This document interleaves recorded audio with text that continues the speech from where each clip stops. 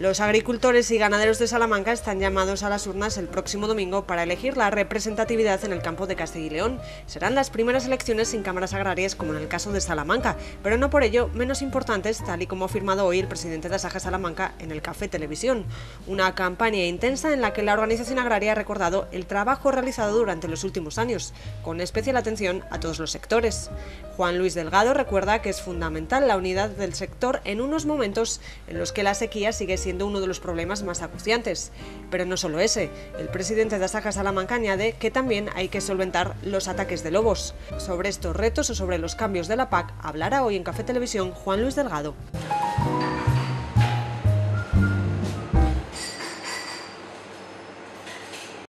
Si no hay ese porcentaje, pues las administraciones entienden que no representamos, que no tenemos la autoridad que podríamos tener. Son pequeños, pero sí que hay que tenerlos en cuenta, que se pongan en manos de técnicos cualificados que le asesoren de todas estas modificaciones. No se le pueden poner puertas al campo, pero se pueden aplicar unos medios de control efectivos. Estamos peor que el peor de los años a final de septiembre. La campaña es intensa, es un momento en el que toca recordar a todo el sector, a nuestros socios especialmente, que son elecciones y son necesarias para la organización en la que ellos delegan sus problemas para que los intentemos solucionar, y es el momento en que tienen que darnos ese apoyo con el que podemos llegar a las instituciones. Yo creo que venimos con un trabajo bien hecho por parte de nuestros predecesores, los que dirigieron Asaja anteriormente, un trabajo de comunicación, de estar en las entidades, atender todos los sectores y los problemas que venía teniendo el sector. Creo que el trabajo se hizo bien durante todo este tiempo. Las elecciones se hacen cada 5 años a representatividad, y no vas a ganar unas elecciones nadie porque vayas ahora en la última semana a intentar convencer a alguien de lo que no has hecho en el tiempo pasado. Yo creo que ese trabajo se ha hecho, nosotros hemos seguido trabajando y atendiendo las demandas de nuestros socios y del sector en general, entonces sí que tenemos buenas expectativas. Además, en cuanto a socios, hemos crecido de socios durante estos últimos años. Bueno, siempre la tendencia de Asaja ha sido, desde su constitución, ha sido el crecimiento. Entonces cada vez tenemos más expectativas y confiamos en que sí, que vamos a tener un buen resultado. Piensan que al haberse extinguido la Cámara Agraria ya no son necesarias estas elecciones, porque no se está eligiendo a quien gestione esas cámaras agrarias, pero no es así realmente. Anteriormente se elegía la representatividad de las organizaciones agrarias como ente que tiene que estar en los organismos de negociación y asesoramiento de las administraciones públicas, y a la vez se elegía a los que gestionaban las cámaras agrarias, que son los que gestionan a su vez las juntas agropecuarias locales. Ahora esto se ha acabado en Salamanca no hay este gestor, pero sí que tenemos la necesidad, y seguimos estando ahí, como tener algún interlocutor válido ante las administraciones públicas, y es lo que se está votando ahora y lo que se elige en este momento, y de ahí la importancia de que el sector asista a votar, que se nos respalde con un porcentaje alto al sector agrario, a las organizaciones, que somos las que tenemos que representar.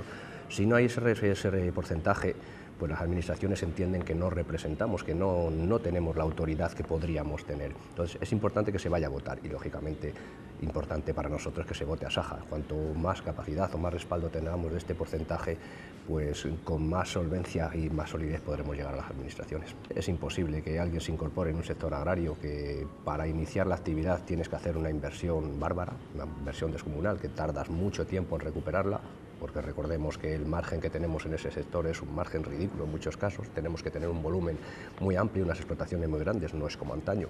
Antaño, con una explotación pequeñita y unos medios de producción muy limitados, pues podías producir, y además que el producto final que antes se producía, que es el mismo que ahora, pero era muchísimo más rentable. El precio de hace 30 años al precio que tenemos ahora de nuestro producto final era el mismo, y con unos costes mucho inferiores.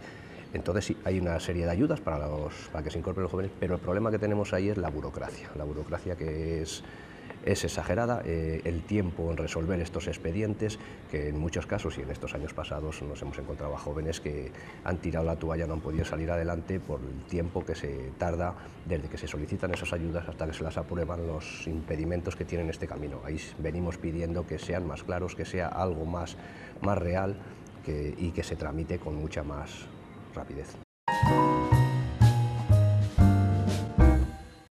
Siempre hay novedades, hay ciertas reformas intermedias, este año hay unas considerables.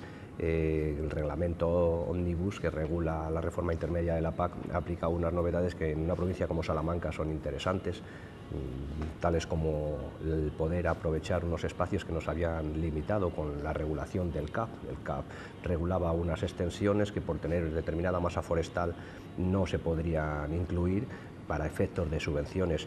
Eso ha sido regulado, han sido admitidas, entonces va a haber algunos cambios, pero por norma general la PAC se va a acusar como todos los años. Es importante estos cambios pequeños, son pequeños, pero sí que hay que tenerlos en cuenta, que se pongan en manos de técnicos cualificados que le asesoren de todas estas modificaciones. Muchos países de Europa tienen otra compensación añadida. Nosotros sabemos que desde Europa se fomentan y vienen las ayudas PAC, las que regulan pues, nuestro sector, sin ellas no sería viable este negocio, porque recordemos que este tipo de subvenciones o ayudas son para compensar la pérdida de renta, la pérdida del valor añadido que debería haber tenido nuestro producto. Como comentaba antes, nuestro producto, el cereal, la carne, todo en general, vale lo mismo que hace 30 años.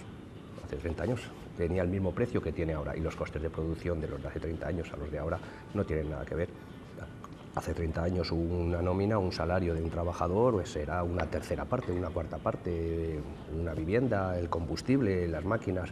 Los requisitos que teníamos hace 30 años de producción, tanto sanitarios, medioambientales, no tenían nada que ver. Tenemos unos costes adicionales por todos estos requisitos que tenemos que cumplir y que, bueno, valoramos el que tengamos que cumplirlos para dar unas garantías sanitarias en alimentación, que en definitiva es lo que producimos. Y sí es cierto que esas ayudas vienen de Europa para todos los países, son unas partidas aproximadas, pero luego los Estados miembros cada uno hace sus aportaciones como lo entiende oportuno. Y en eso, en nuestro país, la verdad es que estamos un poquito por debajo de los demás, que nos hace competir en desigualdad de condiciones. Es una ley a nivel ministerial que ha salido y mandada desde Europa, y desde luego nosotros venimos pidiendo que se aplique la excepcionalidad. En teoría esta ley entraba en vigor a partir del día 1 de enero de este año. No se publicará cómo se va a desarrollar en la comunidad autónoma, que son las que tienen la competencia en última instancia de cómo se aplica en cada comunidad. Nosotros nos hemos posicionado totalmente en contra. Es algo que no podemos llevar a cabo porque tenemos que cambiar todos los sistemas de utilización de estos purines y además estiércoles.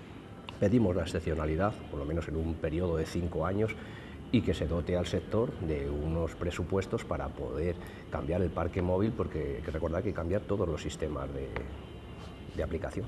Ahora mismo los sistemas que tenemos no tienen nada que ver con esto que están proponiendo. Se está proponiendo que los purines no se echen, como comentabas tú, en abanico, hay que enterrarlos, los estiércoles hay que procesarlos en un tiempo muy corto, en un espacio de tiempo muy corto, perdón. Tenemos que cambiar nuestras maquinarias, no podemos hacerlo de un día para otro. Nosotros la economía que tenemos va ajustada, entonces tenemos que tener ese margen. En lo que es en la provincia de Salamanca llevamos un año bastante tranquilo. Ha habido algunos ataques, no muchos. Comparado con lo que tuvimos anteriormente, nos congratulamos por ello. Deseamos que esto siga con esa tendencia a la baja, porque somos una provincia con una implantación masiva de ganadería extensiva, donde es imposible convivir el lobo con sus alimentos en un espacio abierto. Los ataques han sido bastante inferiores, pero los perjuicios que tienen muchas de las explotaciones que se han preparado acorde a como venían imponiendo las administraciones, de que si dotáramos nuestras fincas de vallados, si tuviésemos perros mastines, si encerrásemos el ganado, pues muchas explotaciones siguen, aunque no estén teniendo ataques, siguen teniendo esos perjuicios. Tienen que tener una cabaña de perros para mantener su explotación vigilada, con unos costes que en una explotación media, como hace pocos días comentaba con un socio de nuestra organización, que le supone más de 4.000 euros al año mantener esos perros. Estamos hablando de mantener 4 o 6 perros mastines simplemente por si aparece el lobo. Las infraestructuras, el cerrar el ganado, porque el miedo lo tenemos ahí, porque no está habiendo muchos ataques, pero esporádicamente hay alguno. Entonces los que tienen el ganado siguen encerrándolo regularmente, esos perjuicios siguen estando. Entonces seguimos pidiendo unas medidas claras y unas zonas de exclusión total del lobo. No se le pueden poner puertas al campo, pero se pueden aplicar unos medios de control efectivos. Siguen siendo insuficientes porque en esas cuantías se incluye lo que venimos llamando lucro cesante, que es la pérdida por otras cuestiones que no quedan reflejadas en ese momento, como vallados rotos, animales a posteriori mueren o abortan. Eso no está contemplado. Si al mes de tener un ataque o a los 15 días tus animales abortan, ya el que tiene que valorar eso no te lo va a reconocer. Entonces, dentro del precio del animal muerto tiene que controlarse ese lucro cesante. Lo ideal sería controlarlo, aportarlo de la otra forma, es decir, esas valoraciones, has tenido un ataque, que te lo tuviesen en cuenta, y si hay un proceso de abortos o hay unas cercas rotas o hay otros perjuicios, eso tenían que contemplarlo también. Entonces, los precios siguen siendo insuficientes, no compensan para nada. Cuando hay un ataque en una explotación de ovino, puede matar 2 ovejas, 3, 4, pero en realidad es el menor de los perjuicios que tienes, porque si, dependiendo del estado en que esté la cabaña, si es un rebaño de ovejas, como digo, si está en un estado de cubrición animal, que tienen que salir a celo para cubrirse, se programan para que paran en un tiempo determinado donde el producto tiene un valor un poquito mejor, que lo hace rentable, solo tener el hecho de tener un ataque ya se va a cortar esa cubrición, por lo tanto se va a retrasar 15 días o un mes el que paran. Si en vez de parir para vender los corderos en Navidades los tenemos que vender a la semana siguiente de Navidades, estamos perdiendo dinero en la explotación, lo estamos vendiendo a mitad de precio. Pues eso es el lucro cesante, eso es una pérdida que no se contempla y no se aprecia muchas veces, y es el mayor perjuicio que tenemos, o un estado de abortos. Si ataca un rebaño de animales preñados, hay muchísimos abortos que van abortando los días posteriores, una semana, 2, 15 días.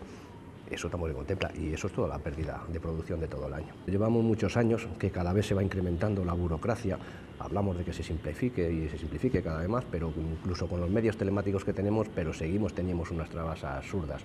Para cualquier cuestión nos piden documentación que tenemos que pedirla nosotros a la administración para volvérsela a dársela a ellos en otro órgano. Yo creo que perfectamente podían cruzar datos la administración, nos piden certificados de seguridad social, certificados de Hacienda. Son ellos los que nos los tienen que dar a nosotros para que nosotros los demos a otro departamento de la administración.